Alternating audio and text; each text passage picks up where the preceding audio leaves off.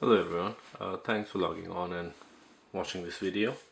Uh, I couldn't believe that I hadn't done this video before despite owning these two watches for such a long time now, and that is the Audemars Piguet Royal Oak versus the Patek Philippe Nautilus.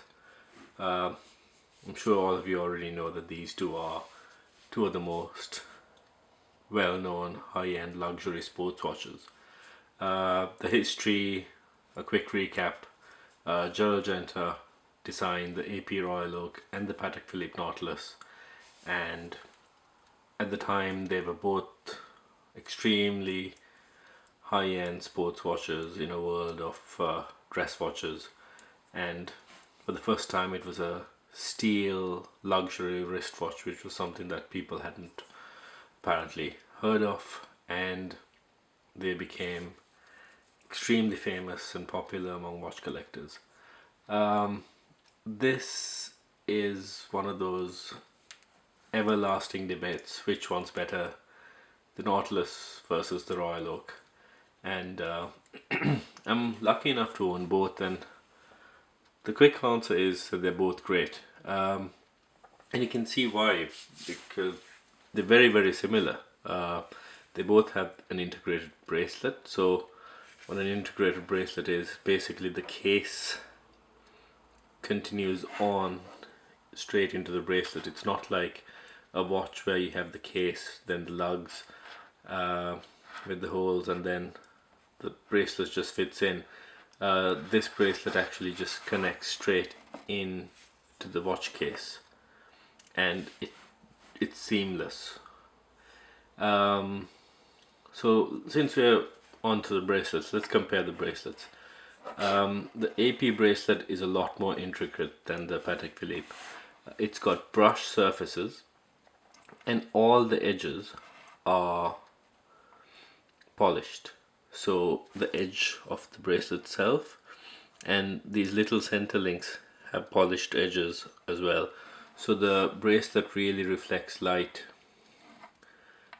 a lot, and it really sparkles on the wrist. The Patek Philippe bracelet is very different. Even when you touch it, it's a lot more smoother, and it's a rather simple bracelet compared to the AP. It's got brushed sides and a polished center link. But I've seen this being done, and it's not an easy task. Each link is brushed, and each of these is polished, and the sides are polished again, like the AP.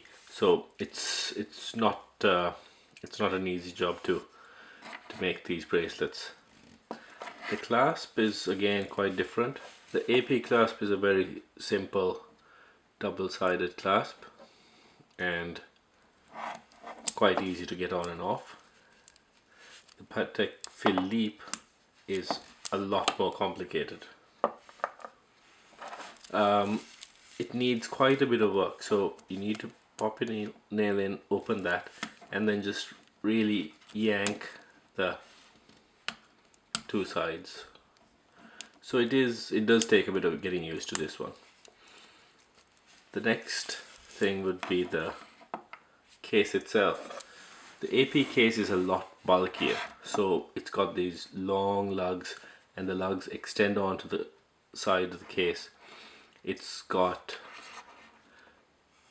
a rather thick case compared to the Nautilus. I know the 15-202 would be thinner, but it isn't very significant compared to the 15-313 or 300 that I have. And the Patek Philippe is thinner and a lot less loud.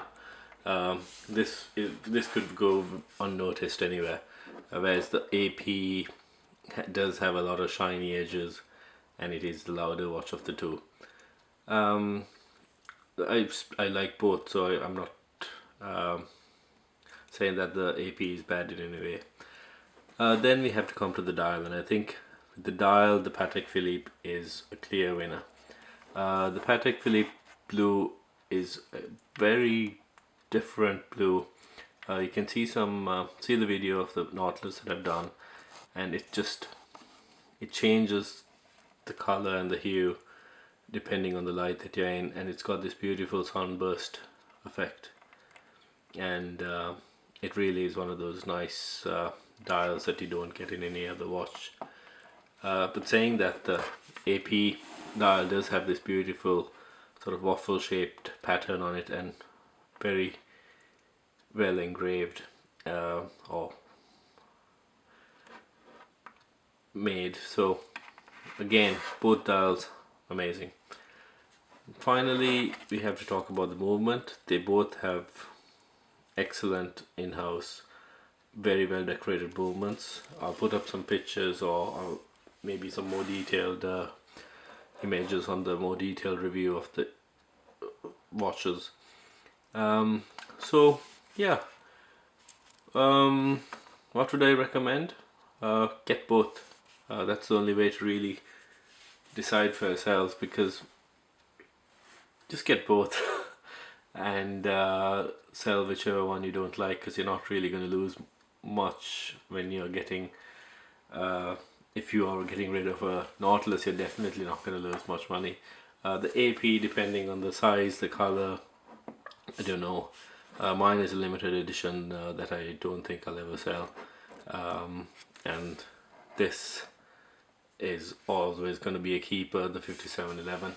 So look, if you have any questions about these watches, feel free to leave a message on the comments. Do subscribe.